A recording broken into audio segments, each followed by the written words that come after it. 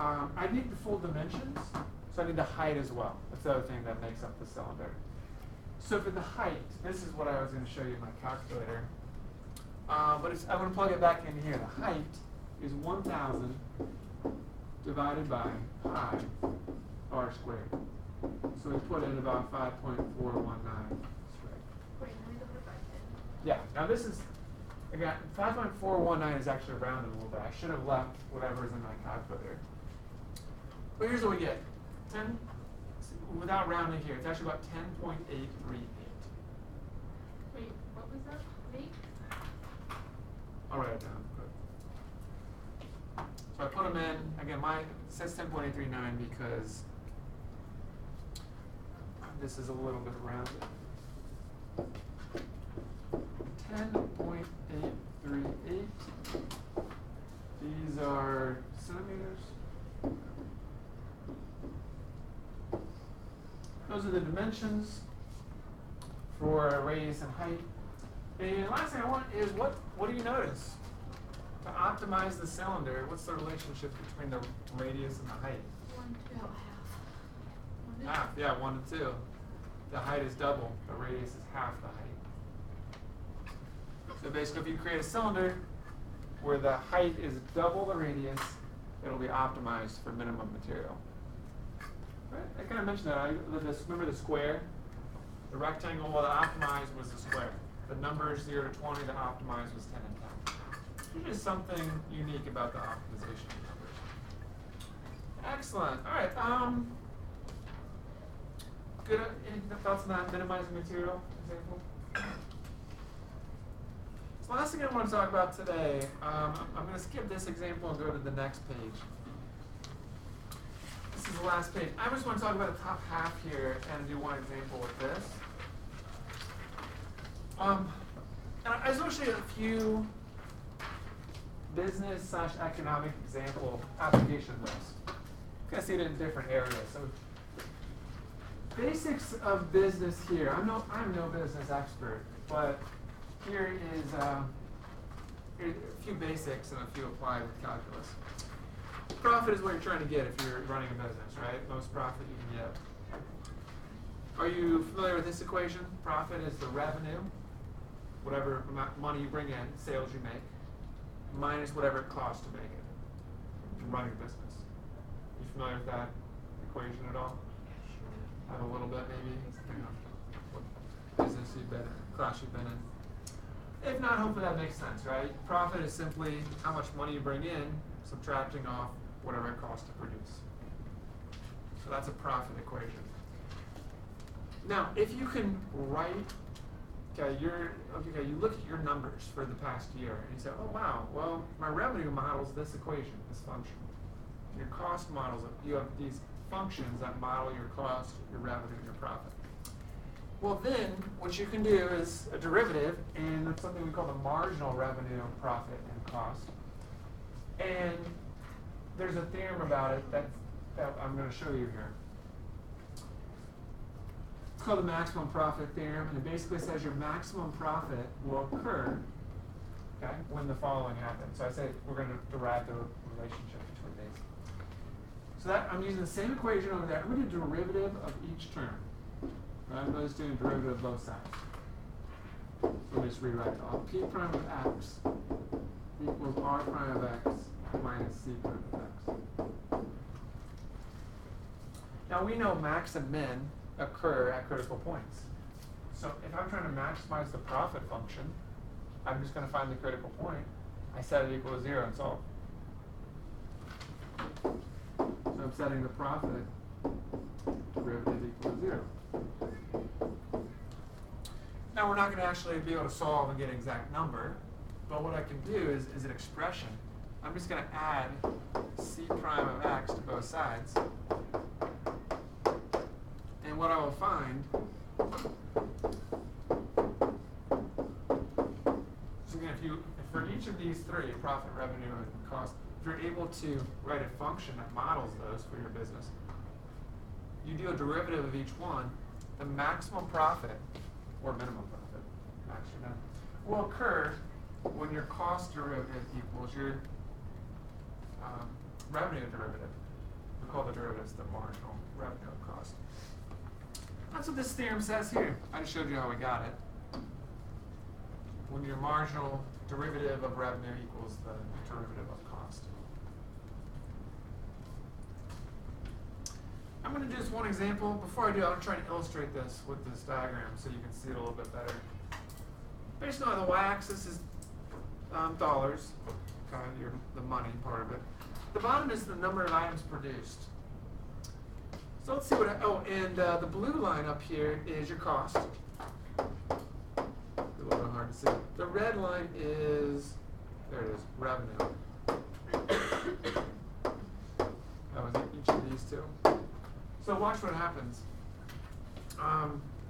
You start off and you're producing items, that's the red, but you're not selling a lot. Maybe this is just initially when you start your business. You got to invest money. You're not selling anything yet. Perhaps if you had a very popular item and you were pre-sale, maybe you would make some money right away. But initially, you're going to be in the red, in the hole a little bit because you're using up money, you're spending more, but you're not making a lot. So right here, when you are not selling a lot, but you're producing a lot, the slopes are equal for those two. And that represents where the marginal revenue and cost are equal. That's your maximum loss. Again, because you're making a lot of items, but you're not selling enough yet. But this is just hypothetical. So your business could just continue to go down with your revenue and costs go up. That could be a disaster. But assuming your business takes off a little bit, what happens is you reach a spot called the break even, where your revenue and costs are now equal, so you're back to where you started. But hopefully your revenue ends up overtaking your costs, and you find a spot where the tangent line slopes are again equal, and this would be your maximum profit. Now with most things, it kind of levels out, and your costs could go, they could kind of even out a little bit here, but sometimes your costs could go too much because your product might not sell as much once you reach a point. People might have too much of it, they don't want it anymore, it ran its course. So right here, though, is what you're looking for, where your maximum profit is from where your revenue and cost derivatives are equal. All right, well, hopefully that illustrates this a little bit. Let me just do one example to finish up with this. Questions on that graph, though? Is every point of intersection like breaking even? It would be, yeah, according to this. Hopefully, your business wouldn't follow this, where your revenue would stay high and your cost. Hopefully, you find ways to minimize your cost. Your cost would actually go lower or something. But you're producing more items, so you're going to spend more as well. Good question. So let's try this example. We have a revenue and a cost function. This is just your revenue and cost are able to be modeled by these functions. X represents thousands of units. Is there a production, I'm just going to answer the first one. Is there a production level that maximizes profit? Maximum profit will occur, this is from above, when the marginal revenue equals the marginal cost. And so I'm going to do a derivative of each one instead of equal. So the derivative of R prime is going to be 9. Derivative of 9x. C prime is going to be 3x squared minus 12x plus 15. And solve. And if we get a value, perhaps there's no solution, but if we get a value, then that will be the value, the number of units we should make to maximize profit. So it's a quadratic. I'm going to subtract 9. 3x squared minus 12x plus 6.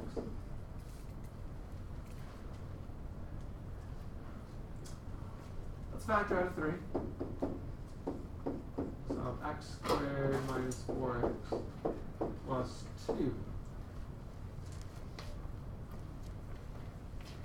And then I can do some trinomial factoring. What two values do you think are going to work?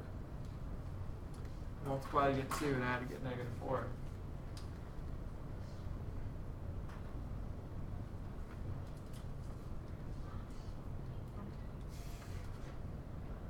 what two values do you have? I don't have Yeah, this is not gonna work. Good answer. You're right. I don't have them either. So let's do quadratic formula. Where A is 1, B is -4, and C is 2. So 1, -4, and +2. So negative B will be +4. Plus or minus the square root of B squared will be +16. -4, and then A is 1, and C is 2. All over 2 times A, which is 1, so 2 times 1 is 2. Let's see, 4 plus or minus, let's say 16 minus 8 inside. So that's 8.